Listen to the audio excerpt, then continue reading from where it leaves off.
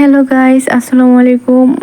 আমি চলে এসেছি আপনাদের মাঝে। ইটস মি ফাহিমা, ছোট্ট একটা ব্লগ নিয়ে। আজকে আমরা বিকালবেলা হাঁটতে গিয়েছিলাম। আমরা হাঁটতে গিয়েছিলাম আমাদের গ্রামের এখানে। আমাদের এখানে একটা গাং আছে, এটাকে আঞ্চলিক ভাষায় গাং বলে। আমরা ঘুরতে গিয়েছিলাম।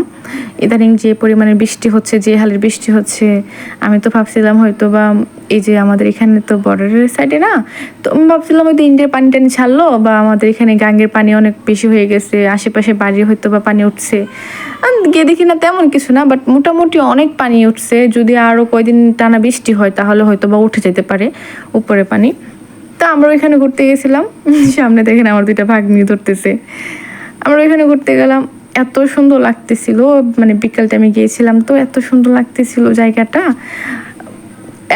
এত মানে আমরা ওইখানে ঘুরতে গেছিলাম, যাওয়ার পরে মানে ওইখানে যেতে যেতে এমন পরিমাণে বৃষ্টি নামা হয়েছে, যে পরিমাণে বৃষ্টি হচ্ছিল আমরা ওইখানে মনে করেন যে ওই বৃষ্টিতে ভিজে আমরা ভিডিও করলাম, বৃষ্টিতে ভিজে আমরা অনেক মজা করছি। ওইখানে আসার সময় অনেক বৃষ্টি হচ্ছিল, দেখেন কি পরিমাণে বৃষ্টি হচ্ছে, দেখেন কি পরিমাণে সুন্দর লাগতেছে। এত সুন্দর একটা ভিউ, আমার তো অনেক ভালো লাগতেছে। আমার তো ইচ্ছে করতেছিলাম ওইখানেই থেকে যাই, দেন কেয়ার করার অনেক বৃষ্টি নেমে গেছে, তো আমরা থাকতে পারি নাই। আমার হচ্ছে ওইখানে ক্যামেরাটা অফ করতে হয়েছে।